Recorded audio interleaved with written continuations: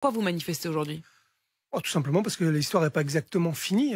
La réalité, c'est qu'il y a une possibilité que le gouvernement prochain, s'il est annoncé très vite, peut reprendre des discussions là où elles se sont arrêtées. Donc finalement, continuer à nous imposer la vision qui était celle du gouvernement précédent, avec un projet, en effet, difficilement acceptable pour les fonctionnaires d'État, les fonctionnaires de hospitalières, les policiers, évidemment, puisqu'on était concernés par cet impact de 3 jours de carence, d'imputation du salaire en cas de maladie, de la fin de la garantie individuelle de pouvoir d'achat, et aussi finalement du gel du point d'indice, où nous c'est plus un gel, c'est une ère glaciaire, on va se le dire. Ça fait un bon bout de temps effectivement que vos salaires n'ont pas été revalorisés, Grégory Joron. Juste avant l'examen de la motion de censure, les députés ont adopté au moins le texte qui vous assure le versement des primes des Jeux Olympiques. Ça veut dire qu'elles vous ont toujours pas été versées? Non, elles n'ont pas encore été versées. Elles sont prévues sur le salaire du mois de décembre.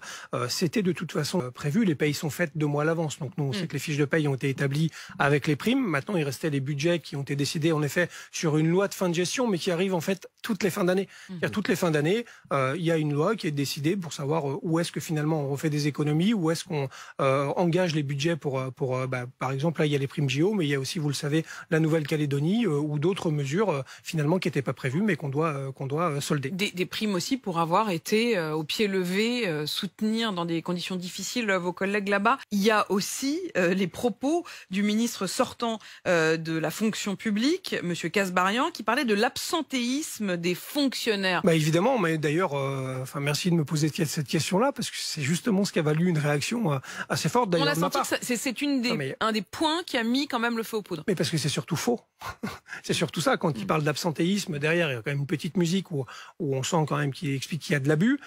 Mais bizarrement, une semaine après sa sortie, la Direction générale de l'administration de la fonction publique a sorti un rapport où les chiffres étaient pour le coup posés. Donc dans la fonction publique entière, qui concerne les 3 versants, c'est à peu près 12 jours de maladie par agent. Dans le privé, c'est 10,3. Donc on avait finalement pas tant d'écart que ça. Et dans la fonction publique d'État, c'est moins de 10, c'est 8,9. Donc nous, policiers, finalement, qui sommes engagés sur tous les fronts depuis des années, on nous fait ce procès-là, qui est un faux procès, qui est un mauvais procès. Et forcément, c'est insupportable pour les collègues d'entendre autant d'éléments fallacieux sur leur dos.